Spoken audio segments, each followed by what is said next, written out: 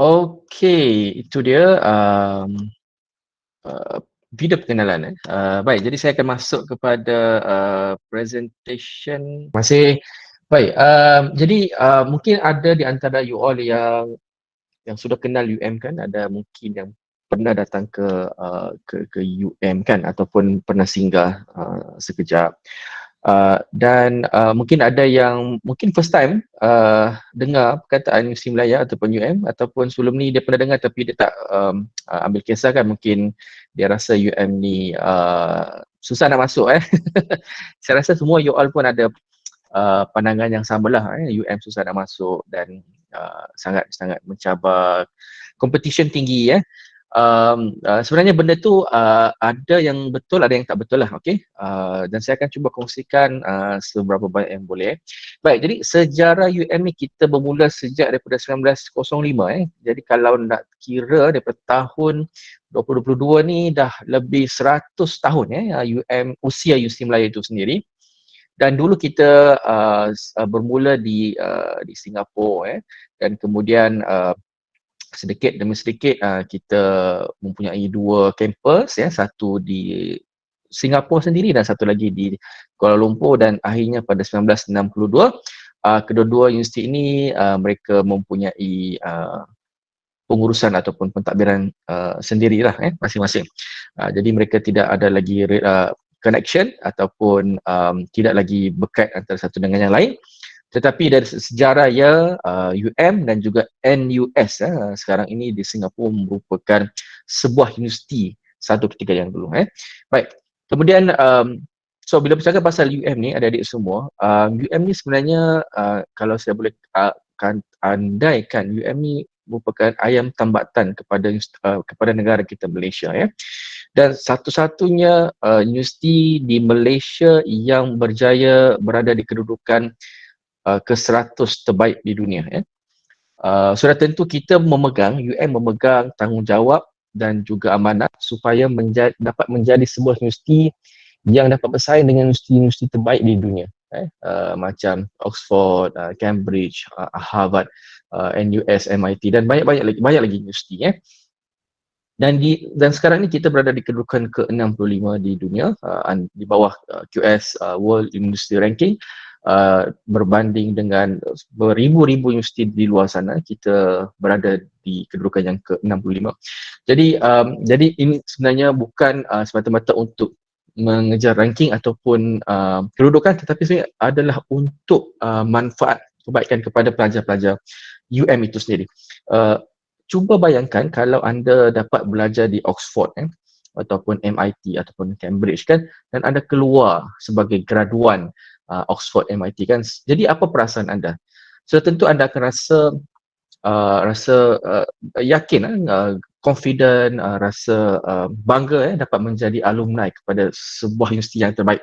Jadi begitu juga dengan Universiti Melaya, kita nak jadi yang terbaik bukan kerana kita nak kejar number dan sebagainya, tetapi kita nak supaya pelajar kita bila mereka keluar, mereka bangga menjadi alumni Universiti Melaya, dan apabila mereka hendak masuk ke dunia alam pekerjaan, mereka mendapat hormat ataupun dipandang tinggi oleh para majikan dan juga syarikat-syarikat ataupun perniagaan-perniagaan di luar sana. Sebenarnya ini akan membantu anda semua untuk mendapatkan pekerjaan yang lebih baik, bukan setakat di Malaysia tapi di luar negara sana. So bila sebut mengenai Universiti Melaya, orang tahu ini pelajar-pelajar UM, pelajar yang terbaik dan di Asia kita berada di kedudukan yang ke-8 di Asia, dan THE Times Higher Education World University Ranking Asia sahaja kita berada ke-43, dan UE Green Metric World University Ranking ke-32. Jadi setiap kategori-kategori ini dia mempunyai parameter ukuran yang tersendiri. So dia tidak sama dan berbeza-beza, itulah kenapa ranking dia juga berbeza-beza lah Tetapi yang paling utama adalah yang dua ni, QS World University Ranking dan juga Asia Ranking. Okay. Jadi sedikit fakta mengenai Universiti Melaya. UM merupakan sebuah universiti yang pertama ditubuhkan di negara kita, ya, dan juga universiti terbaik nombor satu, ya. Dan menjadi universiti yang tertua di Malaysia sudah tentu kita banyak kelebihan dari sudut kepakaran, pengalaman, kemudahan dan juga kita lebih ke hadapan dalam pelbagai bidang, contoh penyelidikan, teaching and learning, ya, dan juga lain-lain perkara lah, berbanding dengan universiti yang lain yang ada di Malaysia. Juga kita UM mendapat uh, uh, taraf 5 bintang, QS Star University Ranking 5 star yang pertama di negara. So kita lah universiti yang first mula-mula mendapat penarafan 5 bintang. Jadi penarafan ni sebenarnya dia ada kategori lah, dia akan lihat dari sudut seingat saya ada teaching learning, ada research, ada employability dan juga services, dan ada lagi lah satu lagi perkara saya tak ingat. Tetapi kenapa? Kerana kita ingin pastikan pelajar kita mendapat pengalaman, belajar di UM, mendapat pengalaman yang bagus, yang baik dan memuaskan mereka, ya. Bayangkan ataupun saya bagi analogi lah kepada supaya adik-adik dapat faham, ya. Bila kita bercuti di luar sana dan diberi pilihan sama ada hendak menginap di hotel 5 bintang ataupun 4 bintang ataupun 3 bintang, jadi sudah tentu kalau saya sendiri pun saya akan ambil penginapan yang bertaraf 5 bintang, sebab kita tahu bila dapat 5 star ni maksudnya it's a luxury, and then dia punya servis makanan, bilik, apa semua tu kan memang tip-top lah, tak boleh nak question, memang power. Okay, dan juga UM sebuah universiti komprehensif, broad based, research intensif, maksudnya kita juga fokus kepada bidang penyelidikan and government supported. So UM juga salah satu daripada 20 public university, kan. Dan bermaksud, apa yang dimaksudkan dengan broad base ialah di UM kita ada banyak bidang yang kita tawarkan, daripada bidang science, engineering, computer science, architecture, apa lagi, perubatan, pergigian, dan yang bukan science macam business, accounting, social science dan juga ekonomi, banyak bahasa, language pun ada kita tawarkan. Jadi kita cover almost semua spektrum, ya, science, non-science, dan juga engineering dan sebagainya. Okay. Research intensif maksudnya kita memang banyak buat penyelidikan.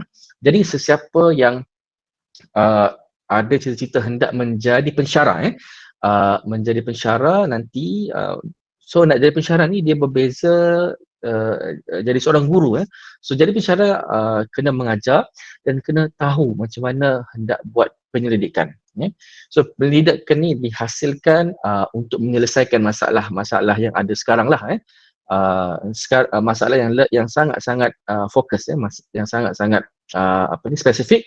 Jadi kita buat penyelidikan dan kenal pasti apa masalah dia dan kita come out dengan solution, cadangan.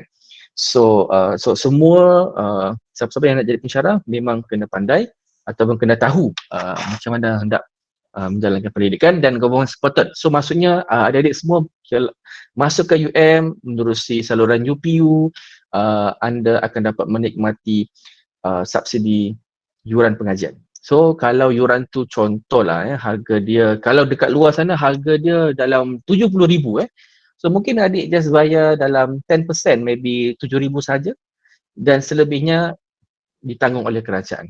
So itu baiknya kita, kerajaan kita memberikan subsidi lah untuk pendidikan, Of course lah, you all pun kena ada sedikit contribution, sebab kalau kita bagi free saja, takutlah ada nanti yang dapat free, tak nak belajar sungguh-sungguh, kan.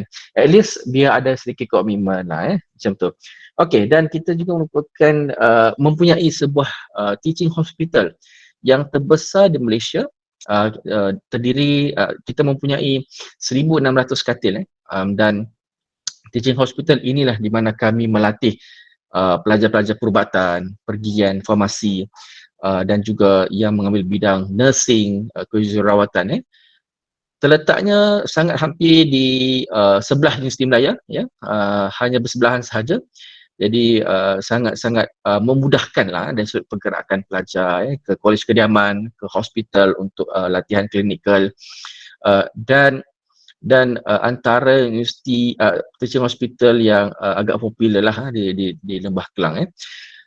Okey, kemudian faculty members. Faculty members maksudnya bilangan pensyarah ataupun profesor yang ada di Universiti Malaya.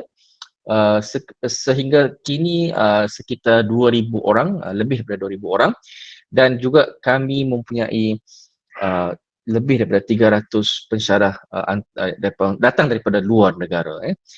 Maksudnya nanti bila anda semua belajar di Universiti Malaya, bukan sekadar diajar oleh pensyarah Malaysia tapi juga daripada negara lain.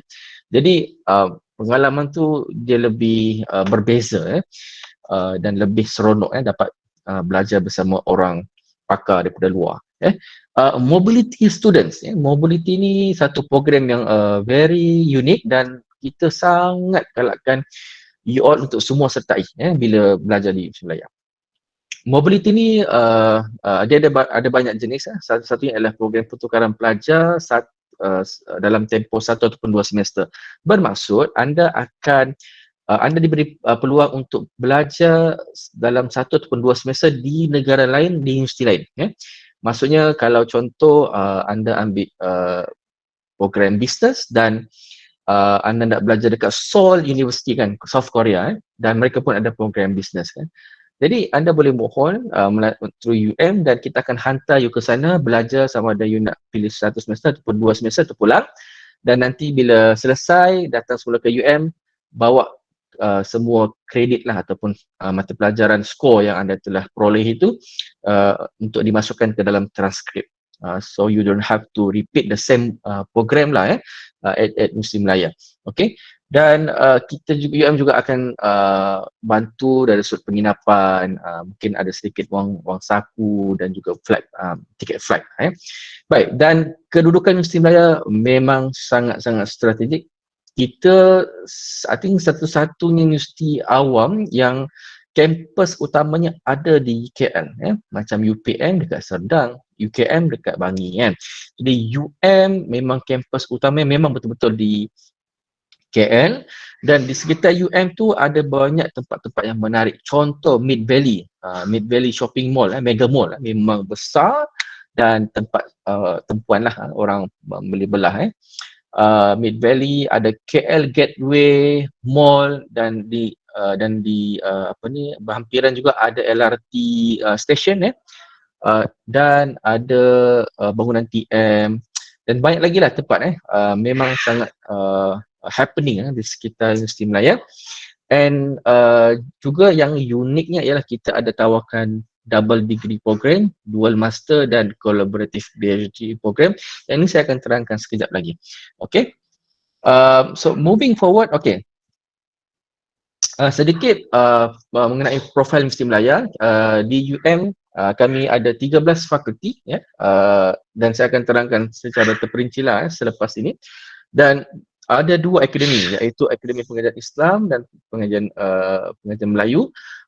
Akademi ini juga mereka menawarkan program-program bachelor, master dan juga PhD. Ada 2 center, 4 research cluster, dan di bawah research cluster ini ada lebih daripada 70 pusat-pusat penyelidikan. Secara keseluruhannya terdapat lebih 200 program-program akademik yang kami tawarkan, dan juga ada 3 institut di mana institut ini mereka menawarkan program di peringkat sarjana dan juga PhD. Okey, dari sudut populasi Universiti Malaya, di UM kami ada almost 30,000 pelajar yang terdiri daripada 20,000 pelajar undergraduate dan 9,000 pelajar postgraduate. Bukan itu saja, di UM kami juga memiliki lebih daripada 3,500 pelajar antarabangsa yang datang dari lebih 90 buah negara. Selain itu kami ada satu continuing education center yang ada menawarkan program-program macam saluran satu, ya, saluran direct intake, alternatif kepada saluran UPU, dan juga program seperti diploma dan juga program-program persijilan, ya. Baik, jadi sebelum saya masuk lebih lanjut, saya nak mainkan satu lagi video khusus untuk yang belum ada pernah peluang lah, belum ada peluang untuk mengunjungi Sri Malaya. Kan sekarang PKP, so nak pergi ke sana pun susah, nak masuk UM pun kadang-kadang memang payah lah. Jadi saya akan tunjukkan satu video so that anda semua dapat lihatlah macam mana struktur UM sekarang. Okey, saya akan share screen. Okay, right.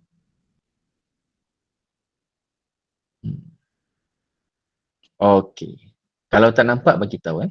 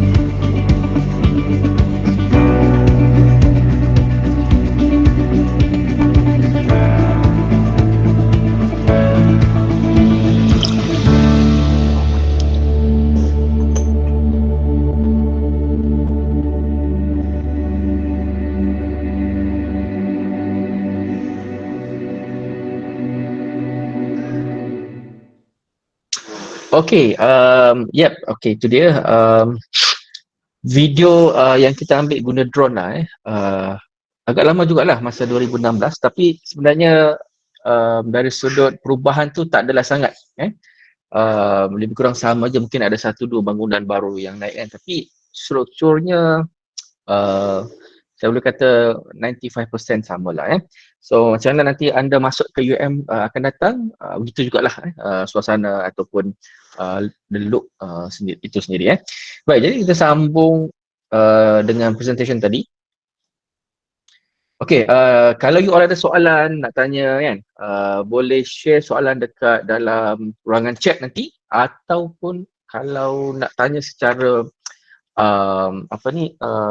voice, boleh unmute lah nanti. Okay, so jadi tak adalah saya cakap seorang-seorang kan, kesian. Itulah bila pandemik COVID ni banyak benda yang kita tak boleh nak buat. So kalau dulu sebelum tahun 2020 memang kita setiap tahun akan pergi ke semua college matrikulasi yang ada dekat Malaysia. Okey. Jadi kita masuk kepada program-program akademik Universiti Melaya. Baik. Jadi so sebagai sebuah universiti yang komprehensif, broad-based research intensive university, kita ada banyak program Kalau untuk you all yang daripada college matrikulasi ataupun STPM ke dan diploma yang setaraf kan, kami ada sebanyak sebenarnya 79 program yang kita tawarkan. Dan kalau lihat dari sini kan, di bawah 13 fakulti ni kita terdiri daripada fakulti Arts and Social Science, Built Environment, Business and Economics, Computer Science and IT, Creative Arts, Dentistry, Education, Engineering, Pharmacy, Language and Linguistics, Law, Medicine dan juga Sains. Jadi setiap fakulti ni mereka ada tawarkan program degree, mungkin ada yang tawar lebih daripada 5 program, ada yang kurang daripada 5 program, macam itulah. So nanti saya akan tunjukkan macam mana untuk anda dapatkan maklumat program apa yang ditawarkan, apa syarat kemasukan dan juga dan juga apa kriteria pemilihan dan sebagainya. Di UM juga kami ada dua akademi, iaitu Akademi Pengajian Islam dan Akademi Pengajian Melayu. Juga ada dua pusat iaitu pusat asasi. Jadi asasi ni you all tak perlu tengoklah sebab you all pun dah berada dalam sistem college matrikulasi, ianya setaraf. Dan juga ada satu pusat sukan dan science exercise. Mungkin ada di kalangan pelajar yang memang minat dengan bidang sukan dan memang sangat aktif dalam aktiviti sukan, pertandingan dan sebagainya, dan mungkin dia ada cita-cita nak jadi seorang pengurus sukan ataupun ahli sukan itu sendiri. Jadi ini adalah peluang ataupun program yang patut pelajar itu mohon. 3 institut iaitu Institute for Advanced Studies dan juga Asia Europe Institute. Maaf, hanya ada 2 saja, bukan 3. Dan kedua-dua institut ini sebenarnya dia hanya tawarkan program master dan PhD, dan seterusnya 4 business cluster. Yang ini tak penting lah, you all tak perlu tahu. Baik, jadi secara keseluruhannya kita ada 79 program sarjana muda, lebih daripada 150 program master dan 6 program PhD. Ada 2 double degree program, 6 dual master program, 10 collaborative PhD program. Baik, jadi ini something yang unik jugalah kami nak kongsikan kepada anda semua tentang bilangan pelajar antarabangsa yang ada di Universiti Melaya. Okey, setakat Disember 2020, secara keseluruhannya kami mempunyai lebih daripada 1,000 pelajar antarabangsa yang sedang mengikuti program pengajian sarjana muda dan kebanyakannya datang daripada negara China, Indonesia, Bangladesh, Singapura pun ada, Egypt, Yemen, Pakistan, Iran, Syria, India dan juga lain-lain negara. Ada 29 rasa lebih daripada 29 negara pelajar kami Jadi memang very diverse dan anda sebenarnya dapat berpeluang untuk berkawan ataupun meluaskan network kenalan anda semua, bukan sekadar berkawan ataupun berteman dengan pelajar-pelajar daripada negara yang sama, tetapi juga anda patut kembangkan network dan juga kenalan anda di negara-negara yang lain Okey, seterusnya dual ataupun double degree program. Baik, okey, ini antara dua program yang very very unik. Okey, kenapa? Sebab setelah anda selesai program ini, anda akan dapat dua sijil. Yang pertama daripada Universiti Melaya, yang kedua daripada sebuah institution lah daripada negara yang anda pilih lah. Contoh kan, Bachelor of Languages and Linguistic, French Language. Jadi yang ini kami ada collaboration dengan INALCO Paris, France. Ya. Jadi apabila anda sertai program Bachelor of Languages and Linguistic, anda akan belajar di UM selama 2 tahun, kemudian ke France belajar selama setahun. Selesai sahaja program ni, anda akan dapat dua sijil, iaitu Bachelor of Language and Linguistic French Language from UM dan Bachelor of World Languages, Cultures and Societies with specialization in didactics in French as a foreign language, ya. And Indonesia, Malay from INALCO Paris, France. Ya, so maksudnya dua certificate. Alright. Dan yang kedua pula ialah program Bachelor of Languages and Linguistics, German Language. Bermaksud program ni, anda akan belajar di Universiti Melaya selama 2 tahun dan kemudian di Jerman selama 2 tahun, iaitu di Konstanz University of Applied Sciences in Germany. Selepas tamat program ini, anda akan dapat 2 degree, satu daripada Universiti Melaya iaitu Bachelor of Languages and Linguistics, German Language from UN, dan satu lagi Bachelor in Business, German and Tourism Management from Konstanz University of Applied Sciences, Germany. Okay, jadi maksudnya two in one lah. Maksudnya satu program tapi dapat dua sertifikat. So dan program juga dibuka kepada pelajar-pelajar yang aliran sains, contohnya anda daripada aliran sains ataupun engineering kan, nak mohon program ni boleh, dan sebenarnya tak perlu pun ada basic dalam bahasa French ataupun Jerman. Kalau ada, itu adalah kelebihan, tapi kalau tidak ada, anda akan diajar nanti di Universiti Melaya. Baik, kemudian satu lagi yang program mobility yang saya sebutkan tadi kan, ada beberapa jenis. Yang pertama, yang paling utamanya ialah long term ataupun ada dua kategori lah di bawah long term mobility program ni, iaitu one semester program ataupun 2 semester program. Ya. Credit bearing focus maksudnya apa yang anda belajar di universiti di luar sana, anda akan bawa dan tak perlu ulang semula. Ya. Kecuali anda gagal di sana lah. Kalau gagal kat sana, mungkin kena buat semula dekat UM. Tapi kalau lepas, lulus apa semua, and boleh dimasukkan dalam transkrip. Jadi tempoh pengajaran anda tu tidaklah dipanjangkan, maksudnya tetap sama. Dan ada banyak aktiviti lah ataupun yang anda akan dapat perlu belajar daripada program mobility kan. Bukan setakat dapat belajar dekat universiti luar negara, tapi juga dapat merasai pengalaman macam mana budaya, culture, cara hidup orang-orang di tempat sana. Dan di UM, kita punya pelajar ni memang mereka sangat gemar pergi ke South Korea. Kenapa? Mungkin sebab mereka minat K-pop ke kan. Tapi itulah, kebanyakan program pelajar akan pergi ke South Korea, Indonesia mungkin sebab dekat kan. Juga, dan ada juga yang pergi di negara-negara seperti di Eropah, macam di Colombia, bukan Colombia, macam dekat UK kan, ada juga pergi US dan juga banyak negara lah. So kita ada 500 partner universiti. Maksudnya dekat dunia ni anda ada pilihan lebih daripada 500 universiti yang anda boleh pergi lah. Tapi bergantung kepada bidang yang ditawarkan oleh universiti di sana. Kalau macam bidang tu yang you ambil sekarang ni ada di sana, then you can go. Kalau tak boleh, a bit challenging lah.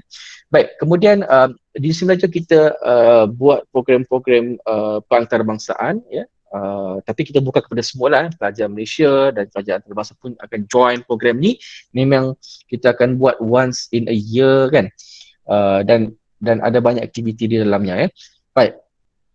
Kemudian so ini program mobility inbound, maksudnya pelajar yang datang daripada luar negara belajar di Universiti Melaya. So kita juga bukan sekadar kita hantar pelajar untuk belajar di luar negara, 1 ataupun 2 semester, tetapi kita juga terima pelajar datang daripada luar, kan? So yang banyak datang ke UM ni macam pelajar daripada South Korea, Indonesia pun ada juga, dan juga daripada negara-negara dekat US adalah few, Europe pun ramai, dan juga Afrika dan juga Egypt lah, Egypt lah, Arabic country. Baik, and then yes, ini mobility, maksudnya pelajar yang datang ke UM last 2 years 2020 mostly datang daripada Indonesia, China, Japan, South Korea, dan ada juga yang datang daripada misi lain di Malaysia, Thailand, Jerman, India, Philippines dan juga Brunei. Dan banyak lagi lah kalau saya nak sebutkan satu-satu. Dan every year almost 2,000 lah pelajar kita terima untuk program mobility, dan yang kita hantar pun sebenarnya kita target setiap tahun kita nak hantar 2,000 orang pelajar. Baik, jadi accreditation dan recognition sebenarnya ada banyak, ini saya tak sentuh lah. Baik, kemudian tempat-tempat menarik di UM macam Museum of Asia Arts, UM Art Gallery dan juga Rimba Ilmu. Ini tempat-tempat yang memang kita buka untuk semua datang. Mungkin sebab now pandemic kan, so tempat ni tak adalah open sangat.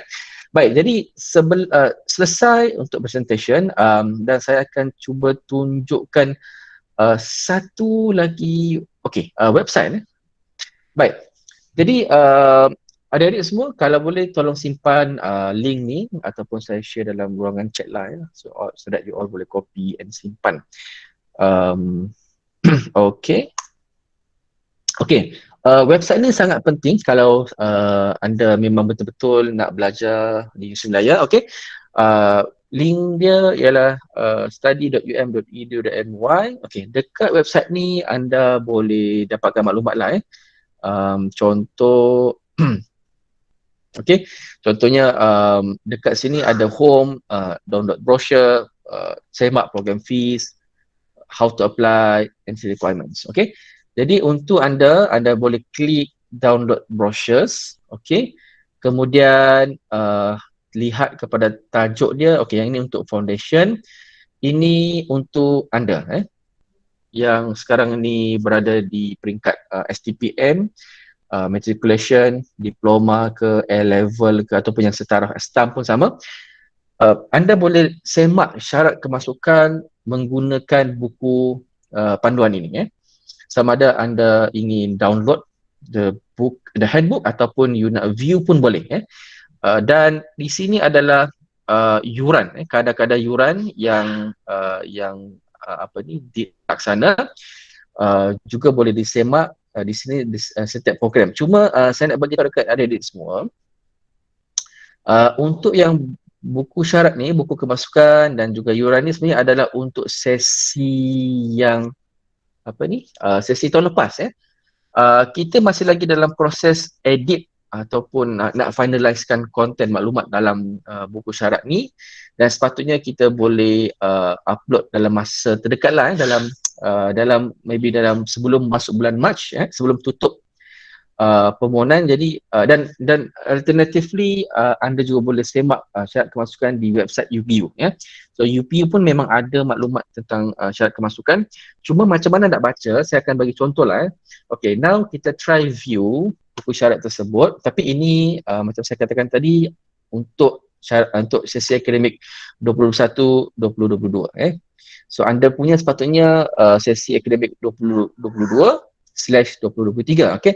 Macam mana nak baca syarat ni? Sangat mudah. Contoh mungkin ada yang minat dalam bidang perubatan. Jadi pergi cari muka surat berapa, 34 lah. So kita pergi ke muka surat 34.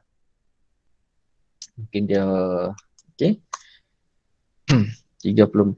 Mana dia?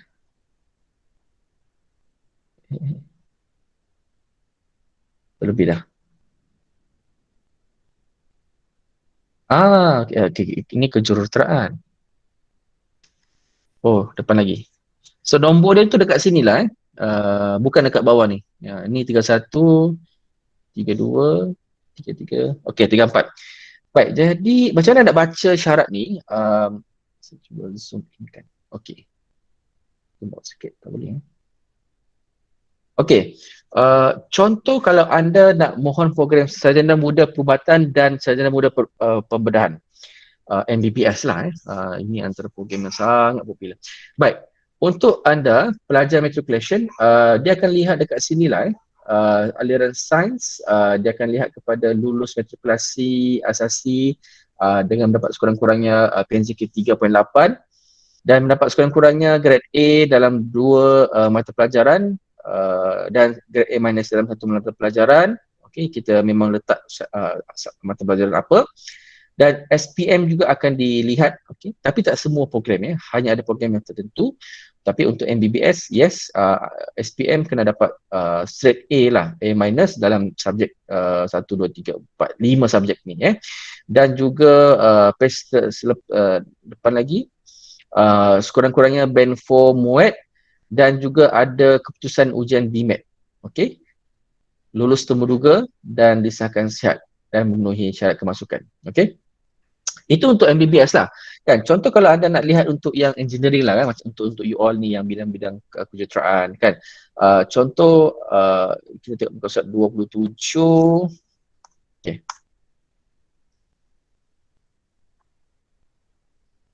Okey.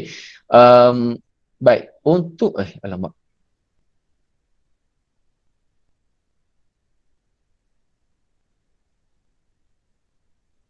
Okey, ini untuk kejuruteraan. Okey, untuk kejuruteraan kita ada 5 program yang kita tawarkan, iaitu civil engineering yang pertama. Kemudian kita ada chemical engineering yang kedua. Kita ada mechanical engineering ketiga. Electrical engineering dan satu lagi biomedical engineering. Okey, biomedical engineering. Jadi syarat kemasukan untuk kesemua 5 program ni sama saja. Okey, untuk ni dia nak aliran sains lah. So I think you all pun aliran sains kan.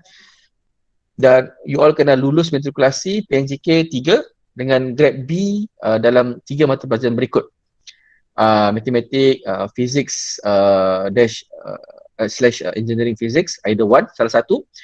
Dan juga ataupun biologi, chemistry, engineering chemistry, computer science, computing, salah satu juga dan mendapat sekurang-kurangnya tahap 3 MUET band 3 MUET dan tidak rambung warna bagi calon yang memohon program Sarjana Muda Elektrik dan Sarjana Muda Kejuruteraan Kimia, kecuali dengan perakuan daripada pengawal peruntutan mendaftar.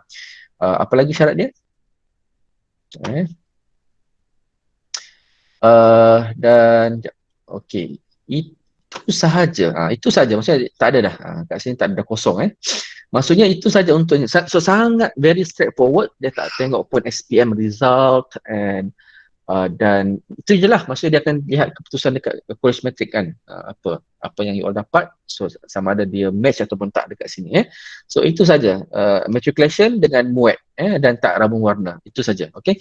So that's how you read the entry book lah. Entry requirement books Baik. So sekarang dah 9.46. So kita ada 15 minit lagi. Saya rasa okey, saya rasa itu sajalah kot saya kongsikan hari ini. Masa pun sangat. Jadi saya buka kepada sesi soal jawab lah 15 minit ni kita soal jawab je. Okay, so anyone siapa nak tanya silakan share dalam ruangan chat ataupun unmute yourself boleh terus cakap direct. Assalamualaikum, Puan. Waalaikumsalam, Luqman ya. Ya. Ni saya nak tanya boleh? Boleh Luqman, silakan. Kalau kisah kita dapat tawaran ke UM ni, jadi permohonan beasiswa ini macam mana prosedur dia semua? Okey Luqman, beasiswa ni itu sahaja kan Luqman? Ya, itu saja. Macam mana permohonan dia bagi dapat tawaran?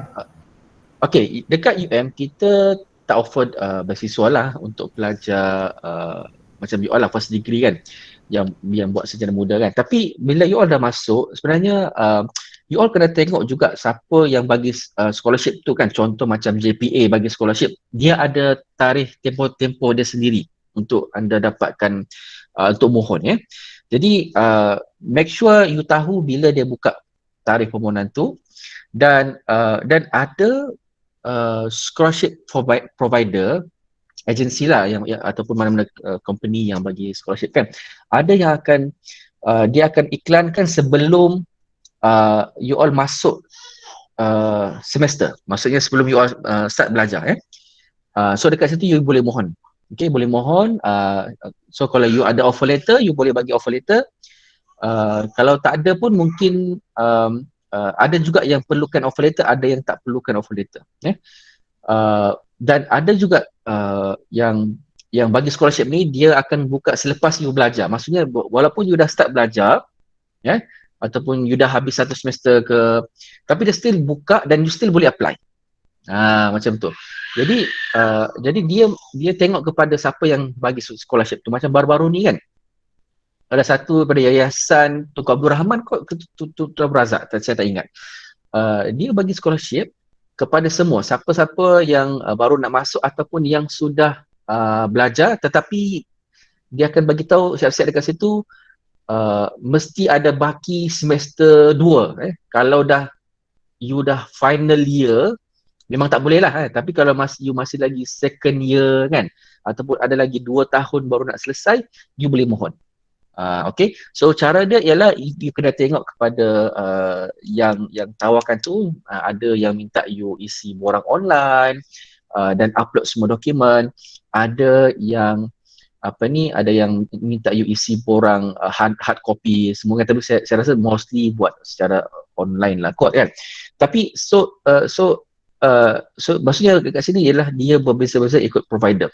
Dan salah satu cara macam mana you nak cari tips ialah you pergi satu dekat internet dia ada banyak lah, dia ada memang satu blog ataupun website khas yang memang bagi tahu pasal scholarship je. Contohnya lah satu GPA buka iklan scholarship, okey. Dia akan upload dekat dia punya website kan. So you boleh mohon apa semua.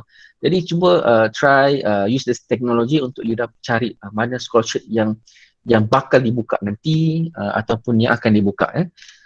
Baik, harap menjawab ya Luqman. Baik Tuan. Okey, lagi? Ada lagi soalan? Assalamualaikum Tuan. Salah Bakhtar Ya saya. Saya nak tanya tentang subsidi tadi. Kami kan pelajar engineering. Kalau saya tengok dekat website tadi, chemical engineering, dia kata yang fee dia 9,510. Kalau ikut subsidi tu macam mana ya? Boleh tolong Tuan terangkan? Okey Akhtar, yuran yang dipaparkan dalam kami punya projek adalah yuran yang telah mendapat subsidi oleh kerajaan. Maksudnya Akhtar, untuk tempoh 4 tahun program chemical engineering tu, you hanya bayar 9,000 je. Okey. Dan bagi saya lah kan, 9,000 ni sangatlah murah untuk pelajar engineering.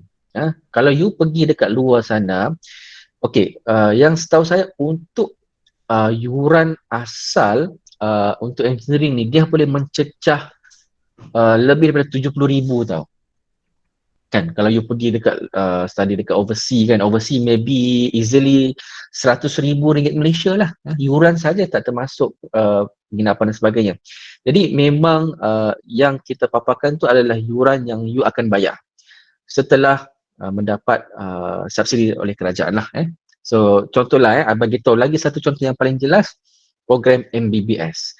Program perubatan hanya bayar 15,000 untuk tempoh 5 tahun saja. Maksudnya 15,000 tu you bagi 10 semester lah, 5 tahun kan.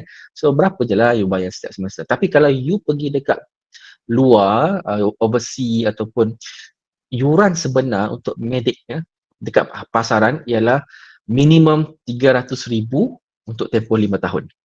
Jadi berapa banyak kerajaan dah subsidi tu, subsidikan supaya you all tak perlu bayar yuran yang tinggi-tinggi.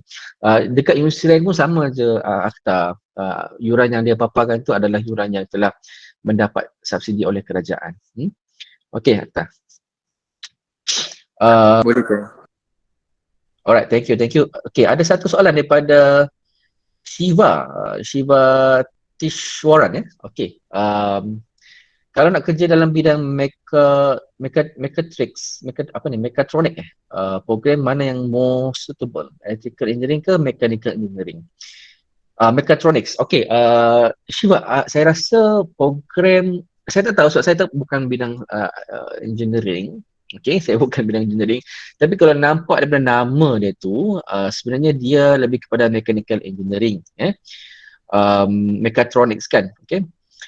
Electrical, saya tak nampak kaitan dia. Okay. Maybe ada some component So, okay, ini saya bagi tips dekat Shiva lah. Macam mana you nak matchkan you punya minat bekerja dan program yang you nak mohon. Okay? Dan you nak compare. So, nanti Shiva, you pergi dekat website. Sekejap saya share screen. Okay. Okay, so you pergi dekat engine.um.edu.my. Okay, boleh nampak tak website yang saya buka ni?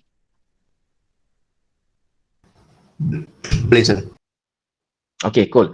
So, you pergi dekat, this is website dedicated for Faculty of Engineering UM. You can find a lot of informations about the program kan dekat sini. Dan, okay, yang ni dia ada tukar baru lah. Okay, so you pergi dekat study, pergi dekat undergraduate program, pergi klik dekat sini. Dan dia akan bagi tahu, okay, program dia, okay, contoh you nak tahu mechanical engineering kan. So, try click this one.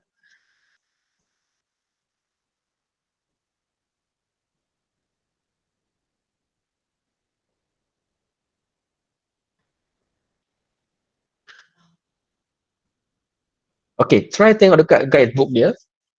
Okay, so ini ada yang paling latest lah guidebook dia untuk mechanical engineering. Okay, so guidebook ni dia memang sangat-sangat detail lah So you boleh tengok apa subjek yang you akan belajar sepanjang tempoh 4 tahun di UM. Okay. Dan dia memang dah buat cantik-cantik lah You all kena tengok lah. Try untuk download. So inilah dia katakan you kena buat you buat kajian sikit lah okay, kalau nak tengok dia punya ni kat mana sekejap. Senarai program dia, kursus dia. Program structure kursus 23 3. Okay, macam ni kan contoh. So dekat sini Bachelor of Mechanical Engineering kan. So ini adalah course komponen kan. Maksudnya ini adalah university course. Okay, yang ni you akan pilih kan. Ada faculty course, ada berapa banyak credit hours dan juga department course. Okay. So detail itu kalau you buka page sebelah dia akan bagi tahu. Okay. Program core courses contohnya macam ni lah. You akan belajar pasal fundamental of electrical engineering, dynamics, fluid mechanics, mechanics of materials. So mechanics ni semua kaitan dengan ni lah. Program mechatronic itu kan. Dan juga lain-lain bidang lah, heat transfer, design of machine elements. So dan juga university courses, faculty courses, dan dia ada juga sediakan you all course proforma course proforma ni contoh sekejap saya ada tak kat sini course proforma ni okey yang ini you kena baca letih juga lah nak baca tu kan okey course proforma ni dia akan detail out apa komponen yang you belajar dalam tu untuk setiap subjek lah contoh undang-undang dan etika dalam kejuruteraan. Dia akan ajar dalam bahasa Inggeris. Ini adalah buku-buku yang you akan rujuk lah Kemudian strategi pembelajaran dan juga perincian. Okay. Kemudian sepatutnya dia ada bagi tahu lah kat sini tapi macam tak muncul je.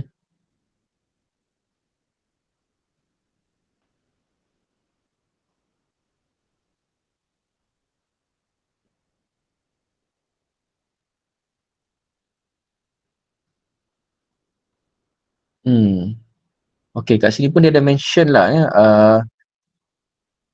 Okay, setiap subjek tu dia akan beritahu, okay, minggu pertama you akan belajar apa? Minggu kedua belajar atomic structure bonding contoh. Minggu ketiga belajar crystal and apa ni nak sebut amorphous structure in materials kan. So memang dia akan detail out the program tu sendiri. So you boleh actually differentiate lah sama ada program ni dia lead kepada you punya bidang yang you nak masuk dalam kerjaya nanti. Okay, so itu salah satu cara.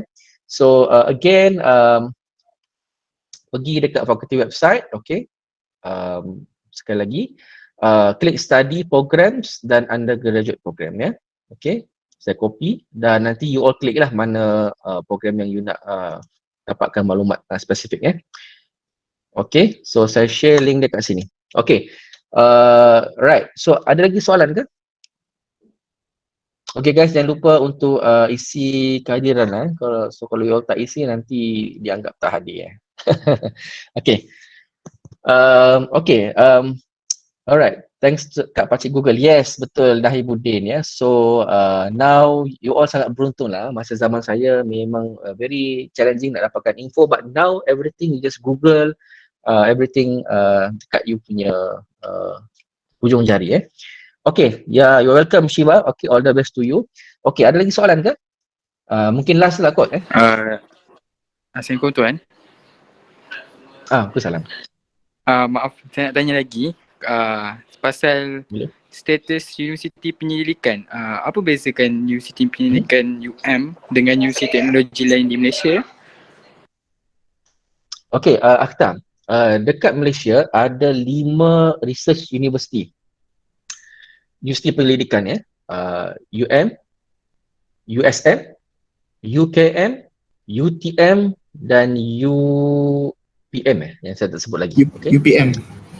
UPM. Okay. So 5 research university ni mereka memang dapat funding daripada government untuk conduct research, untuk run research. Memang ada setiap tahun lah ada dapat juta-juta lah untuk buat research. Okay.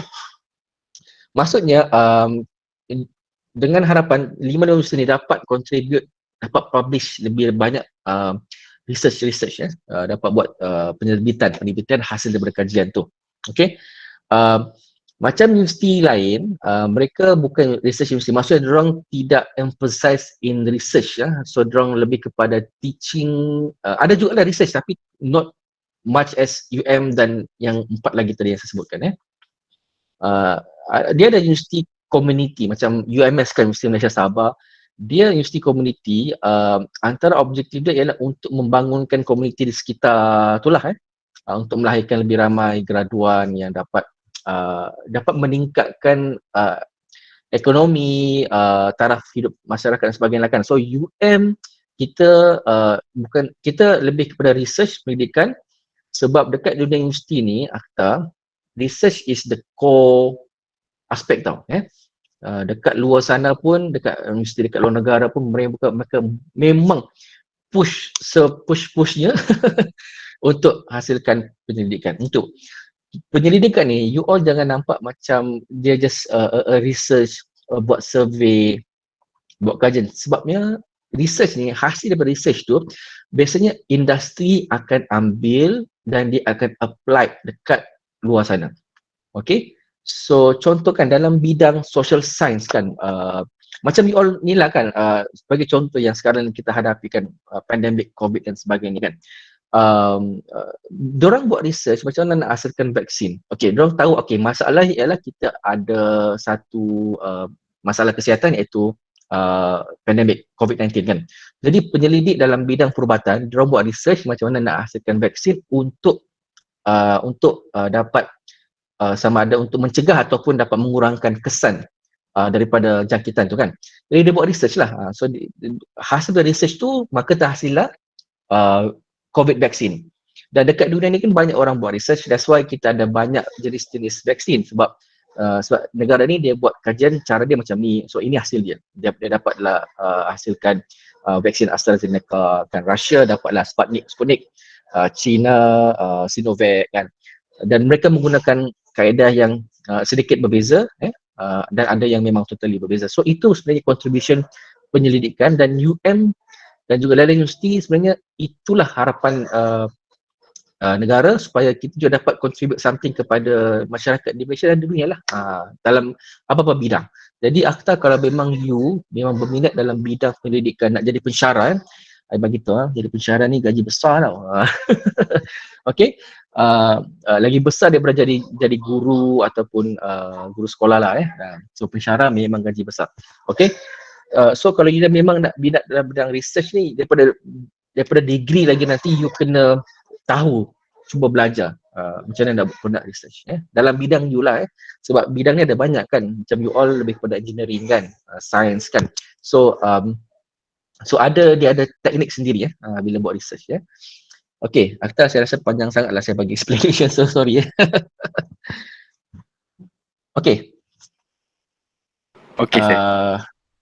Saya rasa itu saja saya boleh kongsikan hari ini, dan saya mohon maaf kalau ada salah silap, kekurangan dan sebagainya. Dan saya harapkan you all berjaya nanti dan kita dapat berjumpa di Muslim Melayu insya-Allah satu hari nanti. Kalau you all tak ada peluang untuk belajar dekat UM first degree, maybe buat master ataupun buat PhD kat UM Okay. Baik, so saya rasa itu saja. Saya serahkan kembali kepada pengurusi.